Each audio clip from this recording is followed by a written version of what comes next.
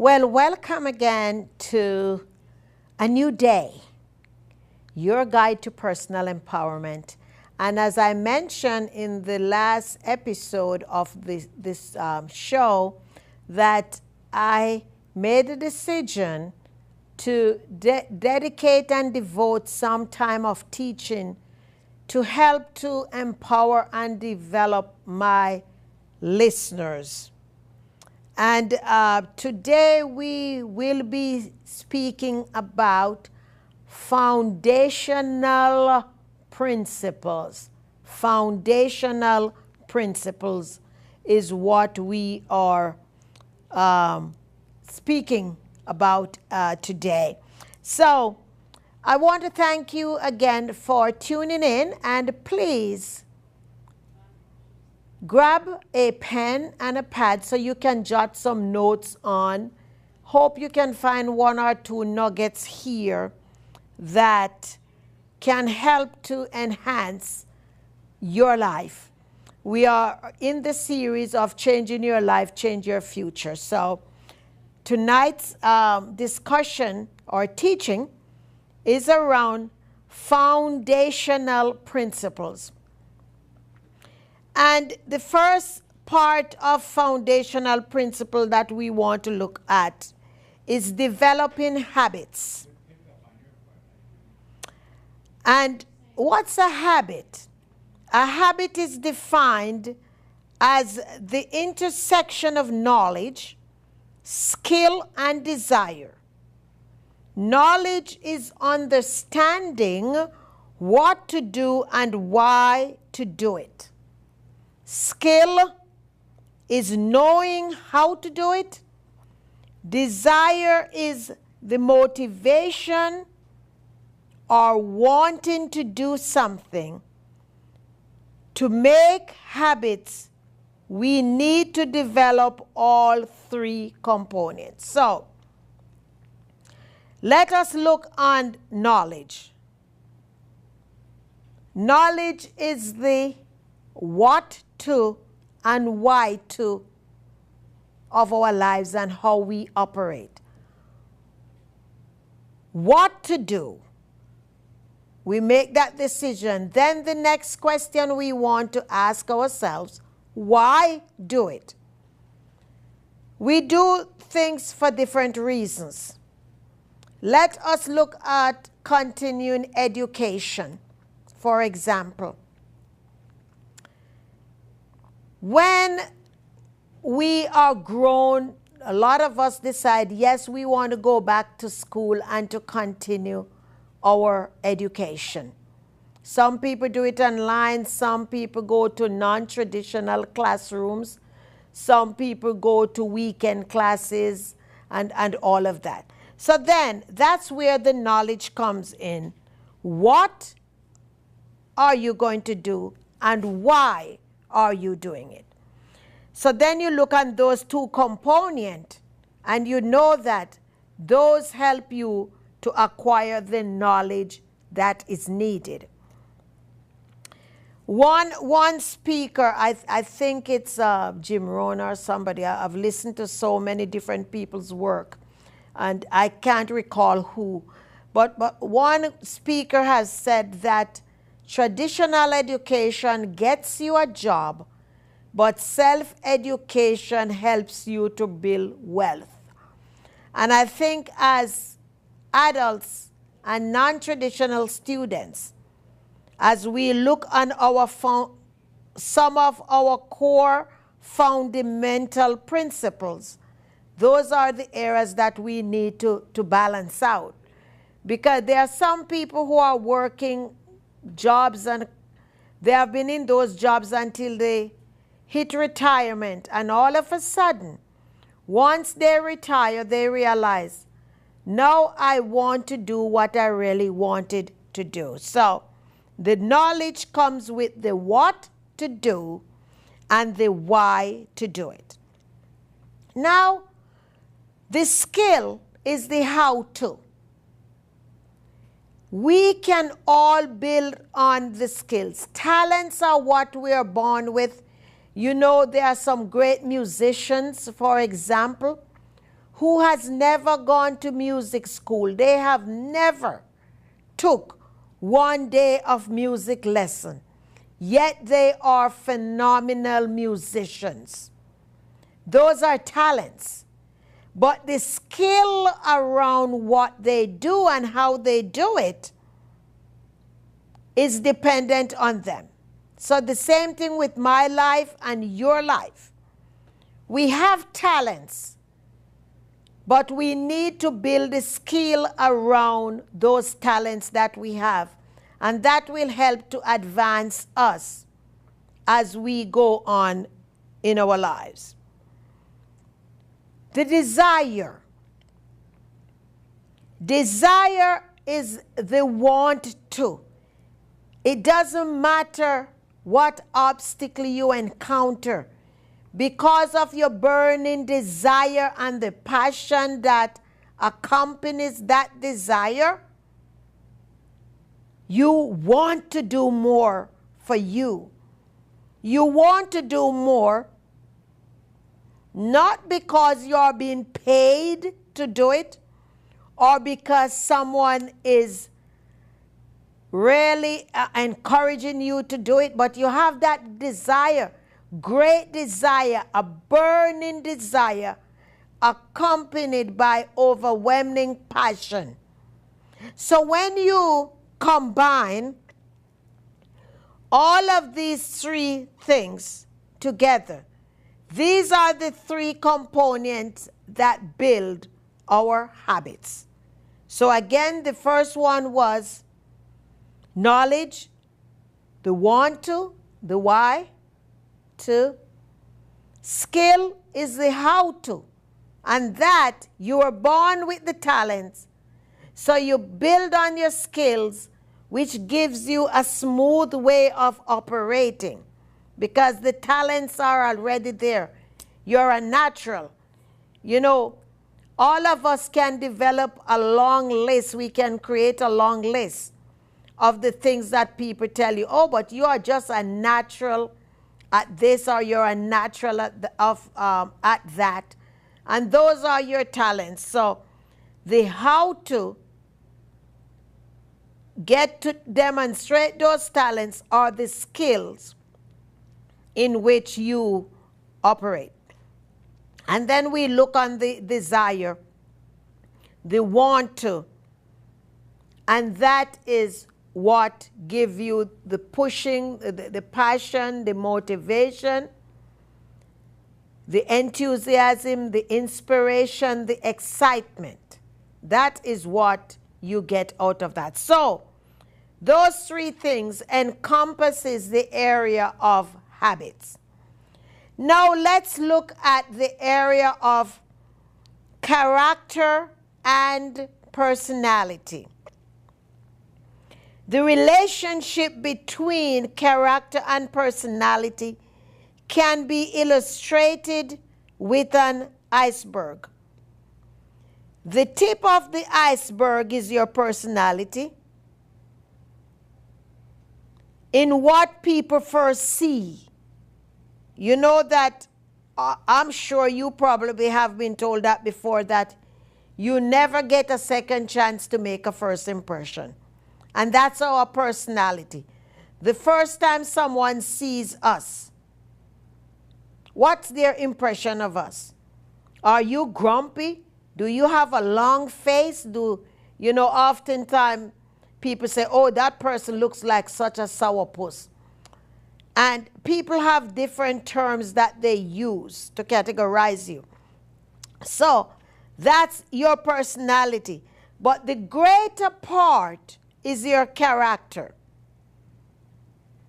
So your personality, as I mentioned, is what people see. Although image, techniques, and skills can influence your outward success, the weight of real effectiveness comes from your character. You know, we oftentimes, as business people or entrepreneurs, we say that my word is my bond. You have my word. I'm going to do X, Y, and Z. We're going to do the other thing. We're going to do the other thing. And that's part of your character. Somebody knows that if I say I'm going to call you on Saturday, and if something happens that I cannot call, the first thing you ought to do, because it's very rarely that it comes up to the appointed time, that you think that, oh, I'm not going to be able to meet this. But don't leave the people hanging out in left field. Call and say something. Even before the appointed time appear, you call and you said, you know, something has turned up and I think I'm going to be late, or I think I can't make that delivery, or I can't do this, or I can't do that. But don't wait on the appointed time to come and the person is looking and you are not there, or the merchandise is not there, or whatever you promised. And that's your character. People need to be able to depend on you. They know that whatever you have said to them, they can take it to the bank, as people said. Oh no, I know whatever John say or whatever Sylvia say, I can take it to the bank because they have an outstanding moral character. So, as we continue to work on fundamental principles, these are the different areas of our lives that we need to look at. There are some of us who are in the role of leadership, and we are in charge of organizations. Some are bigger than others. And you then now need to look on the way you conduct yourself in the role as a leader. There are 4 different levels in most leadership. Leadership has 4 different levels. We need to look on the organizational leadership. And that will go for someone who is in charge of a nonprofit or a corporation where you have X amount of people who is working for you that you are supervisor for. Then the next level of leadership is the managerial level. Then the next is the interpersonal aspect of that. And then the next one is your trustworthiness. Let us look at the organizational leader. An organizational leader's responsibility has to do with the alignment of the structure. How are things aligned? After you work on your part of the alignment of the leadership, the next thing you're going to be doing is passing it down to the manager, who is in the managerial aspect of things. Now, the manager's responsibility is to empower the staff people. Empower the team members. Empower the co-workers. Empowerment means that you help the individual or the team to enhance and develop their skills. They are not dependent on you, but they are dependent on your encouragement that helps them to evolve and to grow. As a leader in a managerial role, your job is to help people develop. Managers who micromanage their staff or team people do not get great production because they micromanage, so you're always looking over people's backs, and people will not operate under such pressure. It's as if they say, well, I can't do it. But as a leader in a managerial role, we need to understand that you delegate, you give the right instruction, and when it's time for that project to be completed, then you go and you get the result from that. Let's say it's a little different from what you were expecting and there was some kind of misunderstanding. You take time to empower the individual or the team about what they did so far and the great part. However, and I just enjoy the word however versus but, because after every but, it's always a negative feeling. But however, in the future, you do X, Y, and Z. Let us look at interpersonal leadership. Interpersonal leadership has to do with the trust. You know, as an entrepreneur, we oftentimes say that people do business with people they love and trust. And it is the same way as a leader. People will support your task or your project because they trust you. They know they can do right by you. They know that you want the best for them. And they, in turn, do the best to give you the best result. However, when we micromanage people, there is no interpersonal leadership going on. And therefore, the trust is missing.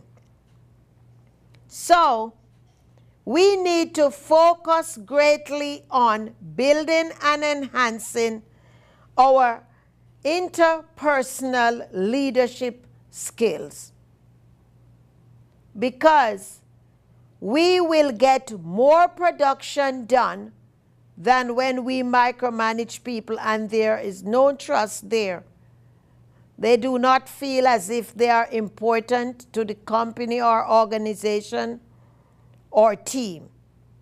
So be conscious of that. Now, the next portion of leadership is personal trustworthiness. Now, how do you personally feel about how you are conducting yourself in that role? Are there shortcomings that you yourself is experiencing? If that is the case, be open, be frank, let the team know or the organization know. We are in this together, we are learning together, and we are growing together. I am open for your recommendations. I am open for your input. Do not be afraid to bring them to me.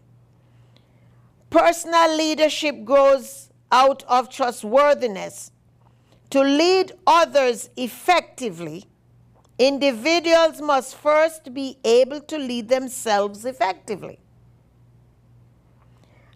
As an individual demonstrates trustworthiness, a balance of high competence and strong character, other people will begin to trust them as leaders. Interpersonal leadership is built on trust. Trust which builds strong relationship flows from trustworthy people. So, it's automatic. You see how each of these things are tied into each other. And this thing is not rocket science. You know, so long as we spend time and continuously building on our skills, investing in who we are, and understanding the core principles around these things, before long it is going to be a piece of cake, because we have practiced all these principles, and automatically it's like playing music, you know, or playing a sport professionally. The more you practice, the better you become, the easier it is. It becomes part of who you are, and you don't have to go through any struggles in which to fulfill those responsibilities. Let us now look at character and competence. Character: a person with high character exhibits integrity, maturity, and an abundance of mentality. You know, when you find a person who has a strong moral character, and they don't have to be wondering about, you know, what they say when and how they're going to do this and all of that, because you know they are operating with great integrity. And as I mentioned earlier on in this discussion, whatever they say, you can take it to the bank. But people with great character, they always enjoy the best of both worlds, because they know that I work towards giving my best. People know they are getting their best from me. They know we are in this together, and we are part of a team. So you don't have to wonder what people are going to do, because they trust your integrity. They know you are mature about what you're doing. And if something does not really come out the way you want it, then they know you will be honest enough in telling them so. Let's look on competence and the definition for competence. A person with high competence has knowledge and ability in a given area. You know, there's a lot of people who shortchange themselves. And some of them do it deliberately. Some people do it because of low self-esteem. Some people do it because of the labeling and all the negative programming that have been passed down to them and at them. But you have to believe in yourself. Acquire the knowledge that will help you to maintain high quality of life.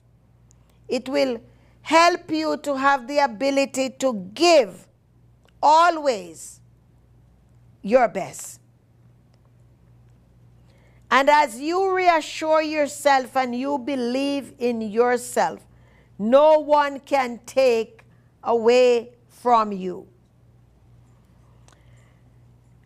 To be truly effective in any area, a person must have a balance of high character and high competence.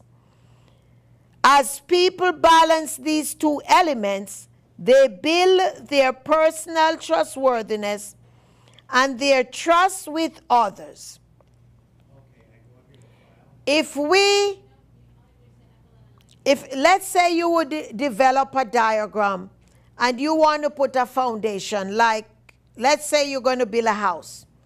You know that a house that is built on sand is not going to last if the wind comes.